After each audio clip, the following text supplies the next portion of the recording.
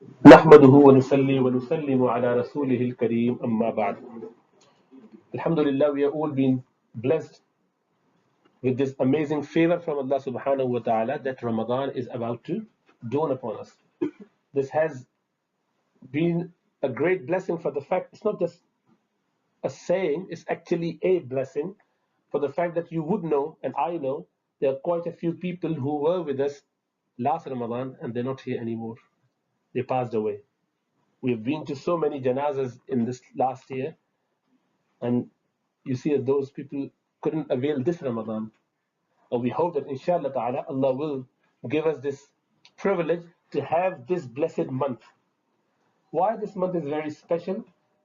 It is because Allah subhanahu wa ta'ala made it so. You would never get any more reward and blessings in any other month compared to this month. So that's why it's a very special month. Which month is this? This is 9th month from the lunar calendar, Islamic calendar. You know that. How many days normally you have to fast? 29 days or 30 days. So it doesn't matter whether it is 29 days or 30 days, you get the reward of 30. Okay. So sometimes you have 29 days, you still be rewarded for 30 days. Alhamdulillah. And it's fun to fast in this month. This is third pillar.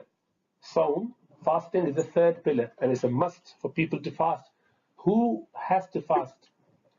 For everyone who is post-pubertal, everyone who is mature. Post-pubertal means someone who is mature. So you have to fast if you've attained puberty. Number two, you must be Muslim, obviously, and also you must be sane, and you must be free from any serious illness. Okay? So if those are the four conditions found in yourself, you have to fast. This is not optional. You do not have a choice. You know what? I don't feel like fasting today. I've got exams. I don't feel like. There's no such thing as it's going to be too heavy and hectic. So should I fast or should I? This is out of question. There's no say. We do not have any say amongst ourselves about this. What you can have though, that if you are in a situation where you think that if you fast, that would negatively impact your health for whatever reason, you must consult a practicing Muslim doctor, ideally, who can advise you what to do in that situation. It can't be a non-Muslim doctor, it has to be a Muslim doctor, someone who knows about Islam, someone who understands the significance of fasting, and then you would take it, on face value, whether you need to fast or not, and what implication would that have on your health. So that's extremely important. You can't judge on your own. You cannot make a decision on your own. Okay, so make sure that we do not do that. Now, if someone doesn't fast, that's a major sin. But if broke your fast for whatever reason, if you ever break your fast for whatever reason, quietly, in the toilet when no one is watching you, you just took some cookies and swallowed it, or you just had a drink of some sort, all haram, major sin. The expiation for that is that you have to fast for 60 consecutive days afterwards, after Ramadan. For one missed fast, one broken fast that you did deliberately, you have to fast 60 consecutive days. And if, say, for example, for whatever reason, on 59th day you didn't fast, you have to start all over again, another 60. So that's a big punishment. People shouldn't even think of breaking the fast. Okay? And if you've ever done that, you must seek some advice from scholars what to do now. Made a mistake in the past, for example, but don't ever do that, inshallah ta'ala. What is the purpose of fasting? Now, if you look at human being, we all have two special qualities, which we come to in a minute, or we have to get the balance between those two opposing forces. The purpose of fasting is to attain taqwa. Taqwa is, what is taqwa? Taqwa is, what is taqwa? Piety, God consciousness, God fear, reverent fear of Allah subhanahu wa ta'ala. In short, taqwa is to do what Allah commands you to do and to refrain from what He said, don't do it. Don't do it. Refrain from whatever Allah prohibited us from. So doing the do's carrying out the do's and staying away from the don'ts, that is taqwa. Allah subhanahu wa ta'ala mentions this is the purpose which Allah subhanahu wa ta'ala mentions in the Quran, saying, Ya ayyuhalladhina amanu kutiba alaykum as-siyam. O you who believe, Allah subhanahu wa ta'ala has prescribed for you the fasting in the whole month of Ramadan, and as it has been prescribed for the people before you, كما كتب على الذين من قبلكم لعلكم تتقون, so you may get piety, you may become muttaqi, you may attain taqwa.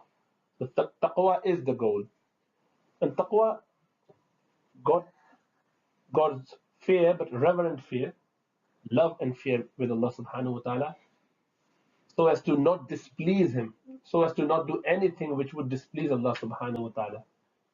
That is to keep us on the track so that we become successful in the life hereafter. So that's the goal of fasting.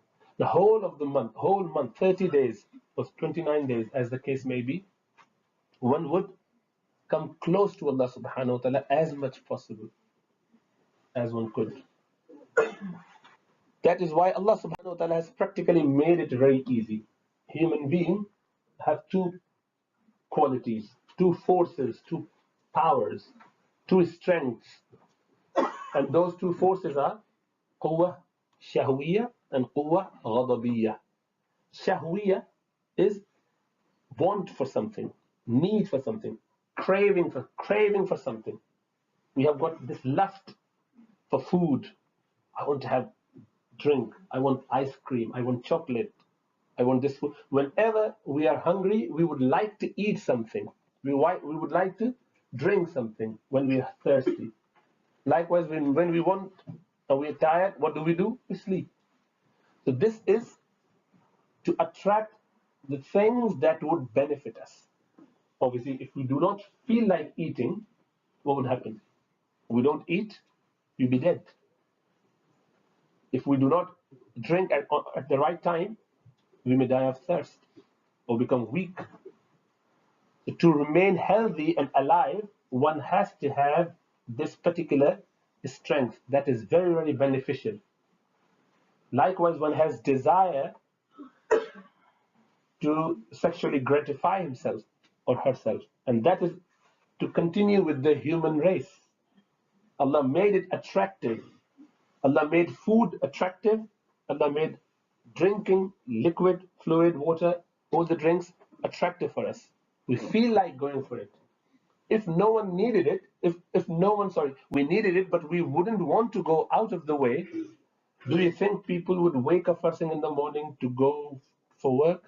No one would want to do that. The first thing, 6 o'clock, 7 o'clock, people wake up. Whether they wake up for Fajr or not, that's a different matter, but they do wake up for the work. If you ask them, if you had a choice to not go to work, I think everyone would say that I don't want to go to work. But I have to. Why? Because I need food. I need to provide for my family.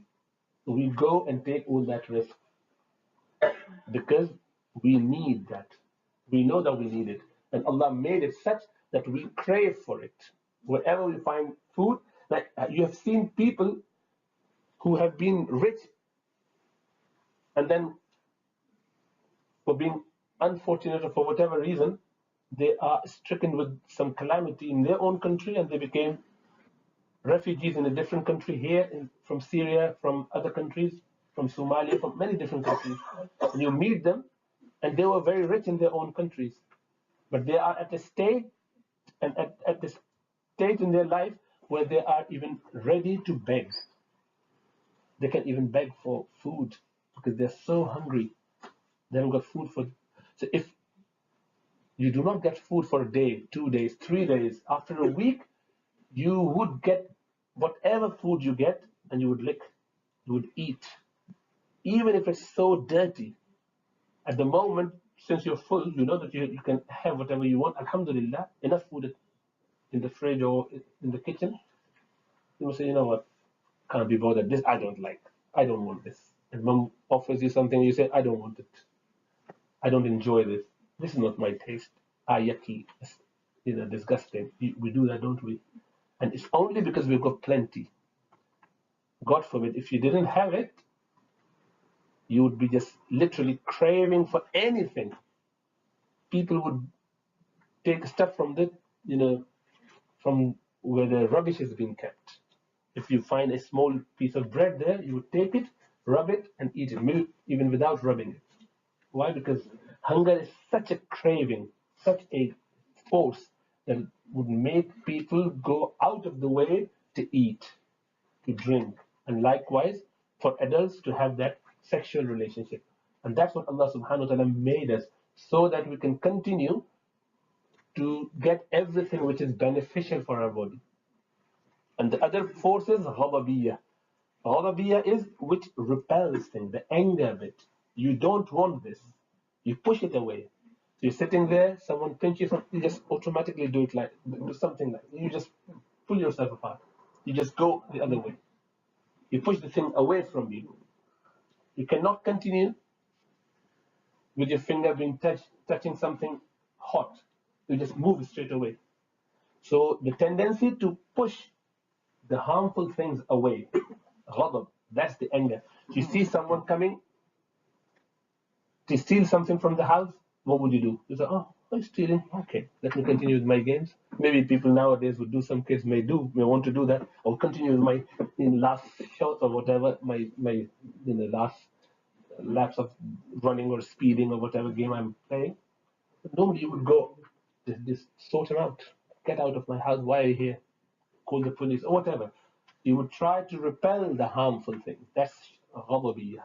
That is how and why people tend to take extra clothing when it's winter. You don't go out, without having enough coverings, and that's because we want to repel the disease and disease-related whatever could lead to harm to ourselves, to our body, to our family. We try to push that away. That is huwa ghadabi, and to get the balance, to strike the balance between the two. That is what taqwa is. You do not overdo this or the other one. You don't go out of the way this way or that way. You just keep a nice balance between the two. You do get some food, but if you continue to eat, what would happen? You become like this, and very soon get some heart attack, maybe stroke, and next minute you'll be dead, or next day, few days later, whenever. If someone continues to eat or drink anything in excess, that will be harmful. So you have to balance it out. So getting the balance right, not overdoing one thing or the other, that is what taqwa teaches, what taqwa in essence does to us. That is why Allah wants us to have taqwa. Because when you are listening to Allah's command, then you would know. So normally for 11 months, we eat, we drink, we do whatever we want without having any control. If you feel like eating 3 samosas, you have it. But in Ramadan, you are barred by Allah subhanahu wa ta'ala. Allah does not let you eat for that long. How many hours do we have in Ramadan to eat? From say about maybe 9:30 onwards. In Ramadan will be 9:30. At the moment, I think it's 8:45. So 8:45 sunset time. So you can eat at that point until 2 o'clock, 3 o'clock. So 6 hours maximum. How much can you cram in? Many people try to cram in 3 meals, but that's difficult. You can't have that much. But the rest of the time, you're bound to not eat. So Allah subhanahu wa ta'ala is just making that balance for us. And that's very beneficial for our health, for our body, and the spiritual side of our body as well. Okay. Likewise, you do not sleep as much. Or if you sleep like in pieces. You sleep for say 3-4 hours at night, 3 hours maximum maybe. After Tarawih, you just have 2 or 3 hours maximum. Then you sleep after Fajr for a couple of hours. And then your actual sleep is, if you get some extra time, you can sleep after, Asr or whatever time, or before Asr when you come back from work. So you do get 6 or 7 hours, but that's not all in one go. And that is very healthy as well. That is very healthy. If you had your 6 hours, 5 to 6 hours in a row and rest 1 hour here and there, that's better than having 8 or 9 hours at stretch. You become more lazy and lousy with long sleep. So anyway, so just getting the balance right is the goal to achieve. Okay, different point. Who is not allowed to fast during What are not allowed? What's not allowed? We already mentioned it. Yeah, eating, drinking, and having a conjugal relationship. In Ramadan, there are 10-day periods. There are 10-day periods. They are called Ashra. Ashra means 10. So first Ashra, second Ashra, third Ashra. There's a hadith of Rasulullah sallallahu alaihi wasallam which talks about these 3 Ashras. Does anyone know what do we call them? What are the names of these Ashra? First Ashra, second Ashra, and third Ashra. The first Ashra is called Ashratul Rahmah. The first Ashra is Ashra of Rahmah. First 10 days, there's a lot more blessings and Rahmah, mercy from Allah subhanahu wa ta'ala. Mercy descends from Allah subhanahu wa ta'ala in abundance. It's always there, but it is much more. It is a lot. So we just try to get as much mercy from Allah subhanahu wa ta'ala in the first 10 days as possible. So first one is called Ashratul Rahmah. Second one, Maghfirah. Second one is Maghfirah. We will get a lot of forgiveness from Allah subhanahu wa ta'ala. Any sin, any problem that you have committed all your life or in Ramadan, just you ask for forgiveness from Allah subhanahu wa ta'ala, and Allah will bless us from that forgiveness that He has placed everywhere throughout the life, yet in Ramadan is more so, and in the second Ashra, second or mid 10 days, it's even more. Okay, so we try to ask for forgiveness from Allah subhanahu wa ta'ala even more so in those 10 days. That's a special second Ashra. The third one is? Yes, so getting freed from hellfire. So emancipation from the hellfire. So many people will be freed from hellfire in the last 10 days. More so than any other day of the year or even Ramadan. So that is why there's special focus should be on asking from Allah subhanahu wa ta'ala to be forgiven for yourself, for your family, for friends, for teachers, for everyone, so that everyone gets freed from the fire of Jahannam, from hellfire. Yeah, and that's extremely important. So the hadith is slightly weak actually. This hadith which talks about these 3 ashra is weak, yet there's benefit in it, and in the matter of targhib and tarheeb, fadail amal, it's okay to use such hadith. And so we're not making it as a rule, but it is good to just do something good, inshallah ta'ala. And throughout the history, most scholars have actually taken these, and they have actually encouraged others to take that and make special dua with regards to these 3 ashras, inshallah ta'ala. So let's keep that in mind. That's slightly perhaps new for some new kids, inshallah ta'ala. Now, if you commit a sin in any other day, it's big. We shouldn't go against the command of Allah subhanahu wa ta'ala anyway. It's like, you make a mistake against your older brother or your sister. You make a mistake or something, you disobey your father, your mother. That's even bigger compared to your brother. Then your teacher or spiritual master. Then you go and disobey Rasulullah sallallahu alaihi wasallam. How huge that would be. And then Allah subhanahu wa ta'ala, so it depends on the status of the individual you're disobeying. So if you disobey Allah, then the gravity goes even higher. Now, if you make a mistake or do a sin in any other day, that's a big thing. But what about Ramadan? It is much more grave. It is graver in Ramadan. We should be very, very careful about not committing any sin. We shouldn't commit any sin at all in Ramadan. And it's doable, by the way. Most people can do. And how? We'll come to that in a minute. So, as you would have special places, so if someone commits a sin in his own room, it's bad. But if he commits that publicly, even worse. If he commits in the house of Allah, in a masjid, even worse. If he commits that similar mistake in Kaaba, in Haram, in Medina, that's very, very bad. So likewise, so there are certain effects of places, times, and in whose presence you are. So that's all very, very important. So we shouldn't make any mistakes, major sins deliberately. Obviously, accidental things can happen. If you do slip, then repent to Allah subhanahu wa ta'ala straight away. Now there's a lot of reward in Ramadan, by the way. Does anyone know what the reward of good deed in Ramadan is? 70 times for fard. And nafil, other than fard, they become fard, equal to fard. So you get the reward of fard. Now, the beauty is each action. If you imagine you have prayed your dhuhr salah in school, which can be difficult for some people, but you should try in recess in your break, go and pray your dhuhr. If you did that, look at what you would get. So you're rewarded 70 times because this is fard, and in Ramadan is 70 times. If you did it outside of Ramadan or in Ramadan, every good deed is rewarded times 10. As Allah subhanahu wa ta'ala says, so whatever good deed you do, even listen to the talk, whatever reward you have, that is 10 times you would get the reward.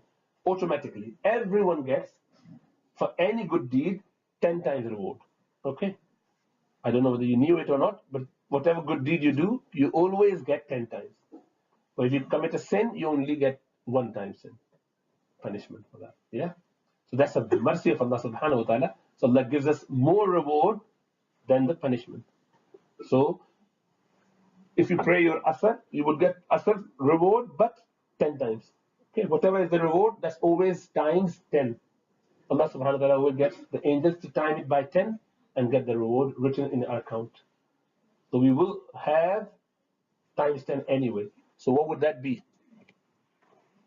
700 automatically. If you did on Tuesday, you went to school and then in break, you did your dhuhr. That's what you're going to get anyway.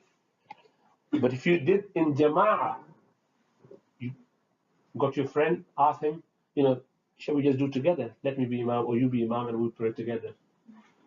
So you would get 25 times the reward. That would be 17,500 rewards for just praying the dhuhr in school. Now that's 25 times if you just prayed in jama'ah. But if you had the good intention, you were more prepared, you were feeling like doing it, not because, I have to just do it. No, I'm doing it with my zeal, love. I want to do it for the sake of Allah subhanahu wa ta'ala, doing the best possible. Then you get, with all full preparation, 27 times. And then it's about 18,900 reward for just one prayer. Isn't that amazing? And that's talking about only fard, by the way. Then you do your sunnah, that's other games. Okay? So it's very, very crucial that we do not miss out on all those rewards. Imagine that many coins you get in your Sonic. You're running and keep collecting that many coins. What would you get? You can get whatever. Or you Alex Kidd, you can buy whatever big things you want to buy. Okay? Just with one prayer. You would do the same in Jannah. If you have that much reward. So imagine all these uncles, they pray. You don't pray in school, I know. But these old people, they always do. And they've been doing it for the last 50 years, 60 years, however old they are, 30 years, 40 years. You can't beat them, can you? So you have to beat them by doing a lot more actions like this. So don't miss out on those opportunities.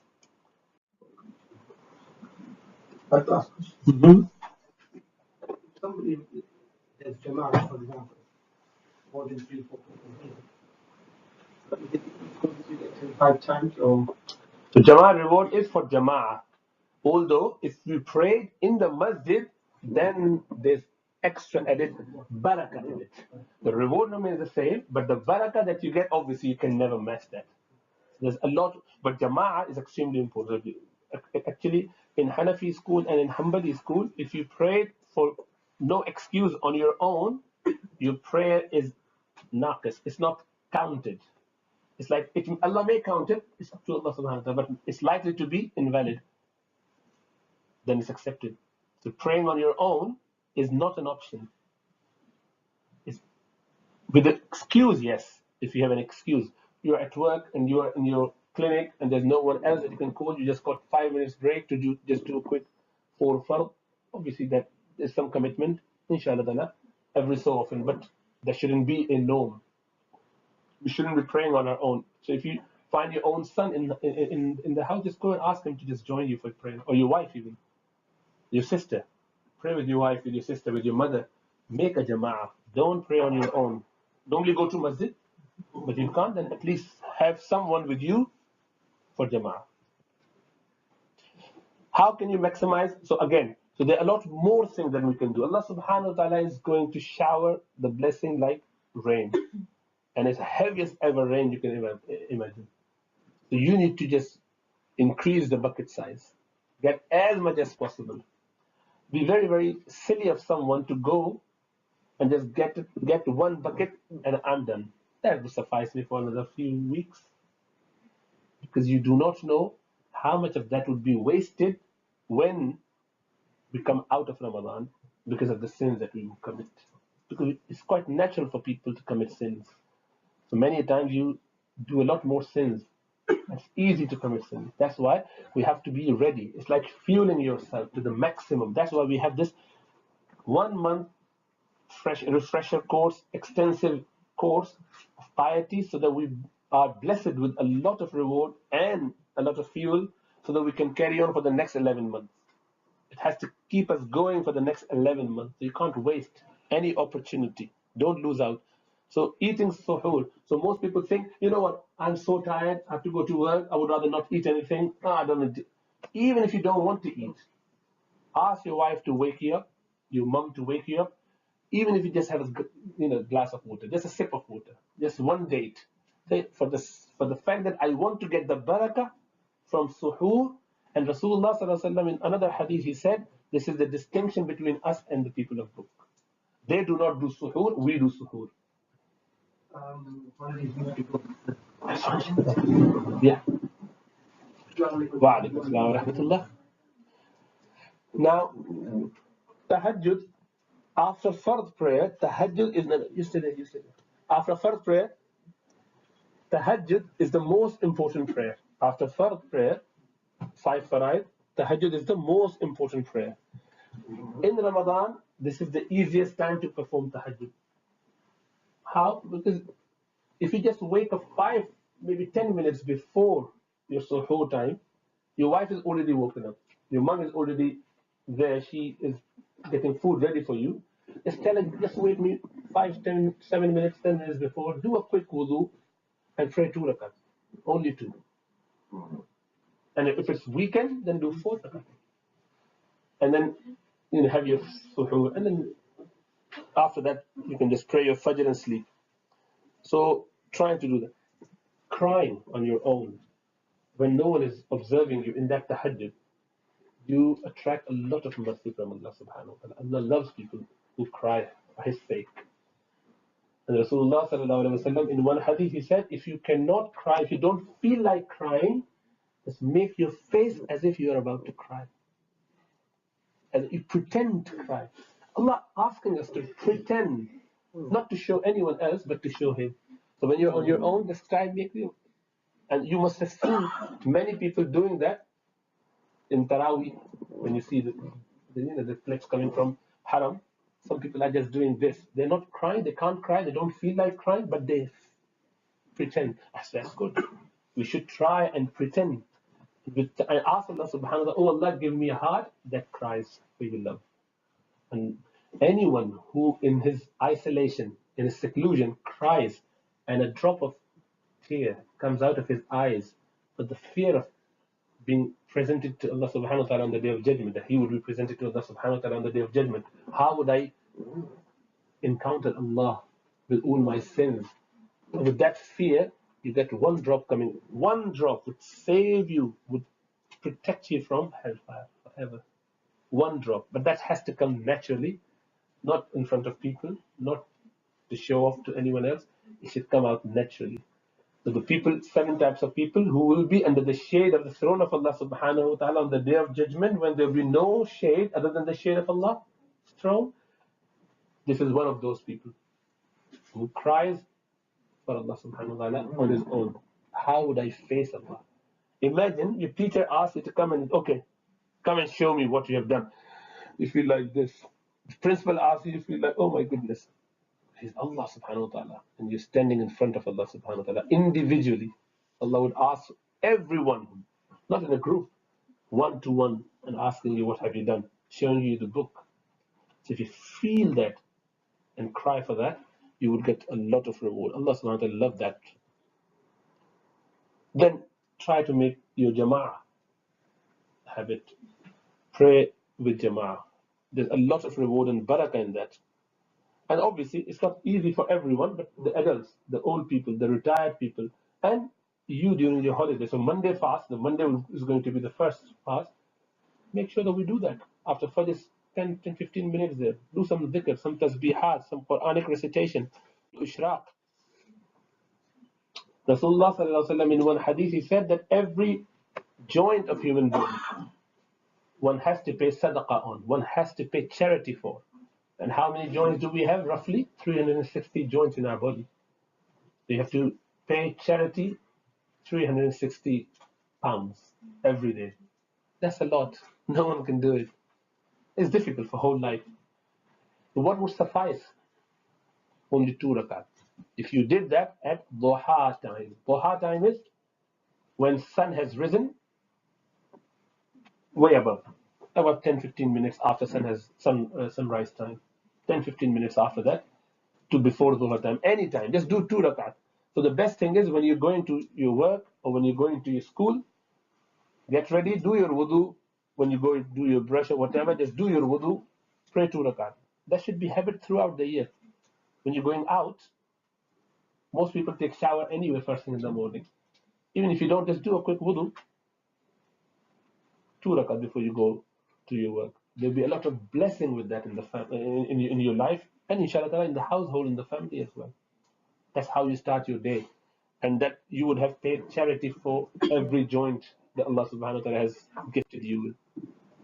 Then obviously you pray your dhuhr, you try to do with jama'ah, and when you are about to break your fast, that's the time to make dua. A lot of dua in Ramadan. This is your special time for dua. Before you break your fast, the kids, young people, they tend to not do that much dua. You do not raise your head to Allah subhanahu wa ta'ala. Your dua is like, Ameen. You should just implore, cry to Allah subhanahu wa ta'ala on your own. Ya Allah, please help me with that. You are in need. So make sure that you are in need. So make dua to Allah subhanahu wa ta'ala like this, inshallah ta'ala. So a lot of dua. Make a habit of making dua regularly, inshallah ta'ala. Okay? So dua is the key. Every worship that we do, the essence of that is dua. Without dua, no worship is actually rewarded in the best possible way. Allah subhanahu wa ta'ala wants us to do a lot of dua. So dua is extremely crucial and important. Now awabin, does anyone know what awabin is? Awabin is when you pray after Maghrib Fard prayer, 3 Fard, you do extra rakat. So scholars say, according to the hadith, there's about Rasulullah sallallahu alaihi wasallam would pray anything between 6 and 20. The hadith has got some weakness in it, but it has been the practice of scholars throughout the history, so we should try and do that. So after Maghrib 3 Fard, do your 2 sunnah, 2 nafil, and 2 more nafils. So altogether 6. You be counted among those who are the people connected to Allah subhanahu wa ta'ala. Awwab. Awwab is someone who comes back to Allah subhanahu wa ta'ala, who wants to have connection with Allah subhanahu wa ta'ala. So obviously, it may be difficult for some because of commitments here and there, but try to do that as and when. I'm telling you everything that you can do in 24 hours and pick whatever you can and fit it according to your plan. If you're on call, obviously it's difficult to do all that thing, but when you're off, for example, this Monday, most people would have a first fast and then the day off. So we can do everything, inshallah ta'ala. Yes. What would stop us from doing all that? We want to do it. We feel like doing it. It's Ramadan coming in a day. We all want to do it, but there are enemies. Who are the 2 enemies? Shaitan and Nafs. Shaitan is Iblis, the devil, and the Nafs. Nafs is our inner self. The beautiful thing about Ramadan is Allah subhanahu wa ta'ala wants to help us out in this battle between us and the enemy. So Allah chains the shaitan. The devils are all chained. They cannot do anything. They're chained. So half of the job is done. Out of 2 enemies, one Allah subhanahu wa ta'ala has taken care of. All we got is just one, which is our nafs, inner self. So whoever commits sin in Ramadan is only doing because he has got so rotten inner self that you should only feel, ashamed of oneself, isn't it? That I cannot even control my own self. There's no shaitan giving me any whispers. So what happened? Because all 11 months we follow shaitan in such a way that we became autopilot. So shaitan said, you know what? I don't need to tell you anything. You're as bad as I am. We're together. You're a friend. You're my buddy. In fact, you can do some of my work while I'm chained here. So we need to make sure that we defeat shaitan and his ideas. We shouldn't let shaitan. So what are the tools the shaitan uses? What he has done, he said, you know what, don't worry, I'm chained, and there's some very nice people around who wouldn't listen to their nafs. I need to get them sorted out by plan B. So Shaitan has come up with this idea of television, games, Roblox, PS, all that funny stuff that you see and watch on the computer. And you spend your time, your days, hours, and you could see that how quickly time goes when you're on the game. And the minute you start your Quran, it feels like, oh my goodness, too long. And when you find out it's only 15 minutes, I thought it was 2 hours. And that's because our inner self is not purified yet. But in Ramadan, it will be. Allah subhanahu wa ta'ala would bless us with a lot of mercy and benediction that would take care of our hearts. It's up to us to keep it going. We do not want to waste everything that we get in Ramadan. So you have to cover this in a nice black clothing, give it a proper niqab in Ramadan. In fact, whole parda, cover it. Say that I'm not interested in television, boycott television, your internet, surfing. Obviously, work related stuff is fine, homework is fine, but that should be dedicated. So you just decide, I've got this much work, how much time do I need to spend on that? 1 hour. Okay, that's 1 hour I'm using it for. Alarm clock here. After that, switch everything back. I have nothing to do with this. For at least 1 month, try and practice that. That way, inshallah ta'ala, you'll be able to overcome and control your own self. Because we need to just control. The only way of controlling ourselves is by going against it. You can't listen to your nafs and then say, you know what, it doesn't listen to me. It wouldn't listen to you because you listen to him. He said, I'm the boss. You're the one listen to me. I'm not going to listen to you. So you have to show to your nafs that I am the boss. I would decide what I need to do. I'm not going to listen to you. For example, now it's about 40 minutes or whatever. It's looking too long. I don't want to carry on. It's too big. I'm still sitting. All of us are sitting. Why? Because we don't want to follow what our inner self says. No, stick. Carry on. That's what we are fighting against ourselves. Not everyone is enjoying the talk. Well, shouldn't, because it's quite natural for people to get bored very soon. But we know that we need to know, we need to learn. We're here to learn. That is why this is fight against our own self. We need to learn to fight against our own self. How do we safeguard ourselves? As I said, Allah subhanahu wa ta'ala has already done half the job for us. Okay? So we have to fight the rest. We should be able to do bits nice swording, duel, whatever you know. They learn how good you are at shooting arrows and things. So shoot at your nafs. And nafs would be overwhelmed, inshallah ta'ala, by your strength of iman and taqwa. And inshallah ta'ala, you'll be able to overpower it. So how to get that strength? A lot of good deeds, yes, but also assess your action. Check what you're doing. Is that the right thing I should be doing? Before you do it, while you're doing it, and after you've done it. Always assess. He did that thing to me and I swore back. He said this to me, I responded back. So I should have thought about that while I was about to say whatever I was about to say.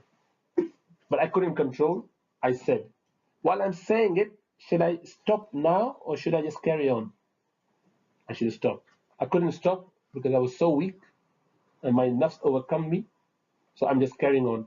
And after I stopped, and then I realized, my goodness, Then I should think. So think about that. Whatever you are doing before, during, and after, so that we do not fall prey to our nafs. So assessing your action is the key thing.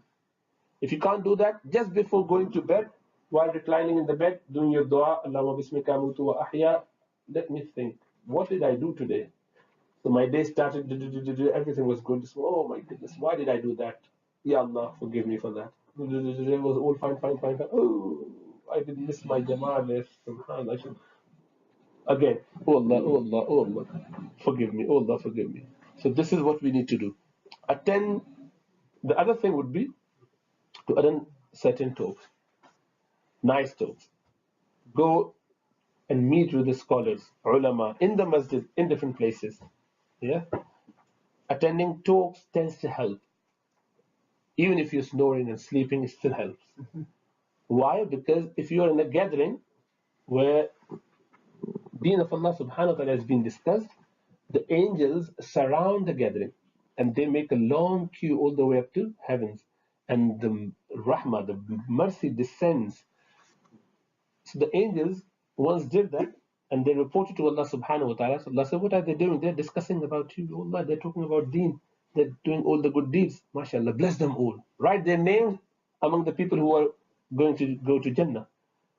So they said, angels, Ya Rasul, oh Allah, subhanAllah, there was one person who wasn't even interested in that. He was just talking about something else. He was looking here and there. He wasn't paying attention to anything was said. Allah subhanahu wa ta'ala said, don't worry. These are very nice people. Whoever is with them doesn't get rejected. I'm going to bless them, even if they're not interested. Give them whatever they want. Give them Jannah, give them everything that they want. So that is why being in a blessed gathering per se on its own is a big, big achievement. So even if you go there and sleep, put your head down. I'm very tired, I want to sleep. Go and say, Allahumma bismika amutu wa ahya. But sit in the majlis.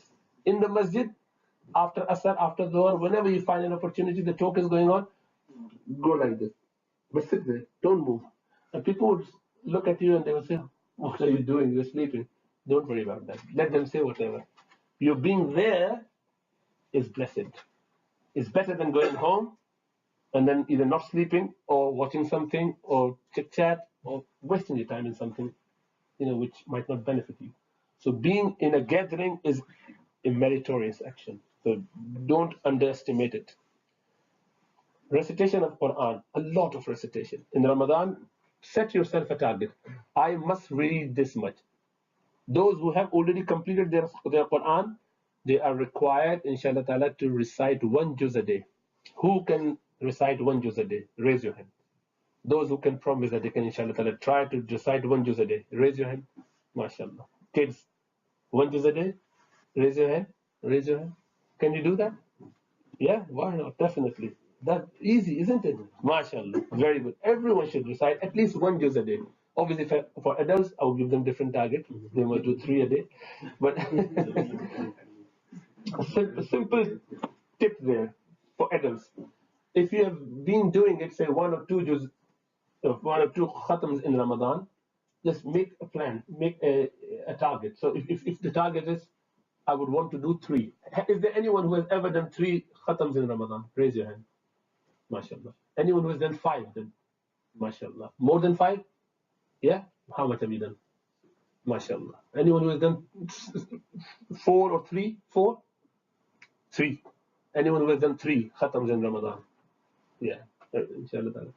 So anyone who has never done 1 khatam in Ramadan? Never done any khatam in Quran?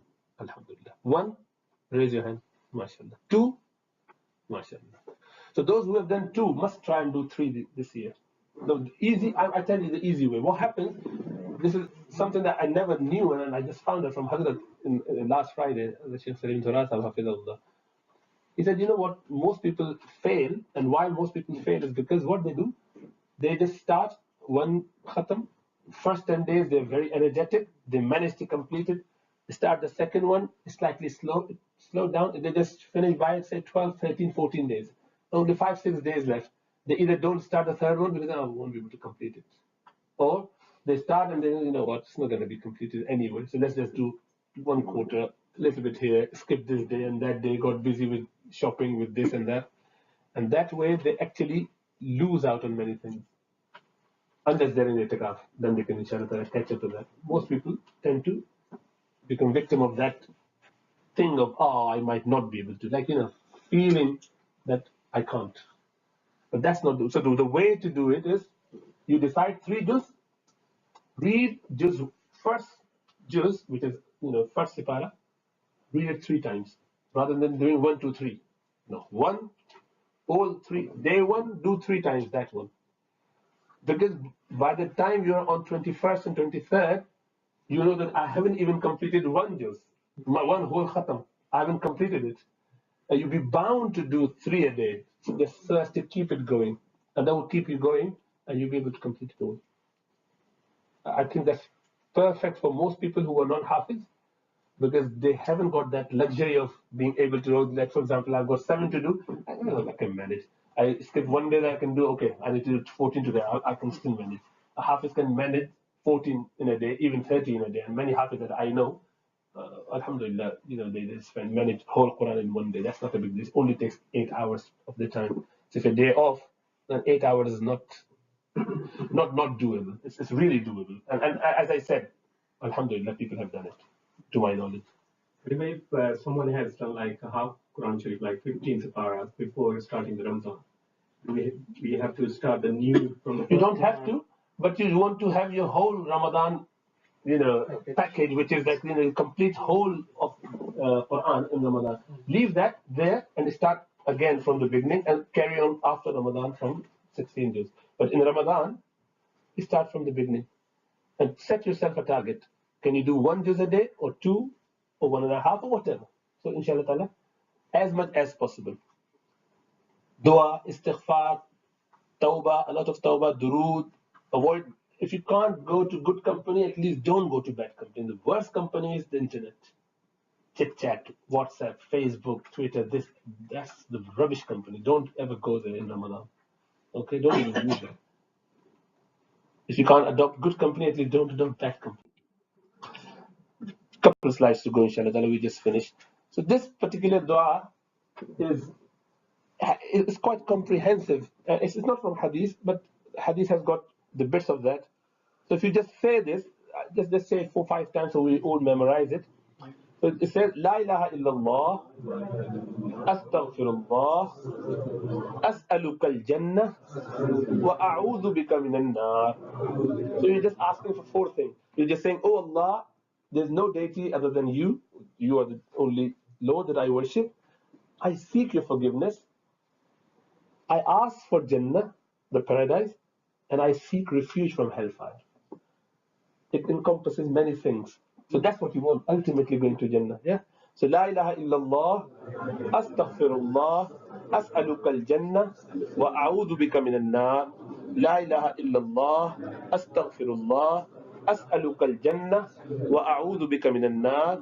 La ilaha illallah, astaghfirullah, as'aluka al-jannah, wa a'udhu bika minan nar. La ilaha illallah, astaghfirullah, as'aluka al-jannah, wa a'udhu bika minan nar. So just inshallah ta'ala, make sure that if you could remember this, be good. Now, just few du'as, and then inshallah ta'ala be nearly finishing. The trend has been that people would start their, iftar, or breaking the fast, with Allahumma laka sumtu wa ala rizqika aftartu. This is dua, which is fine to read, inshallah ta'ala. But the meaning of the dua is said that, oh Allah, I have fasted for you. And I've now broken my fast with your food, the food that you provided. Which means that it should be after you have eaten something. The meaning of the dua suggests that it should be read, it should be recited after one has broken the fast, not before. But the trend somehow has been, I don't know why, what is the hikmah, what is the wisdom behind that? People tend to say it before. So first thing you say, Allahumma laka sumtu wa ala rizqika aftartu. And I think part of the problem is because this is how it has been shown on television for 30, 40 years. From the beginning, you would just see, That's how adhan and then this dua and then people would break their fast.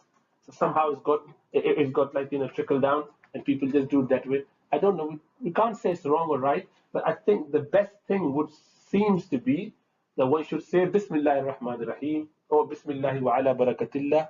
So if you read the normal dua, because before you eat anything or do any good deed or any action, you say Bismillah ar-Rahman ar-Rahim.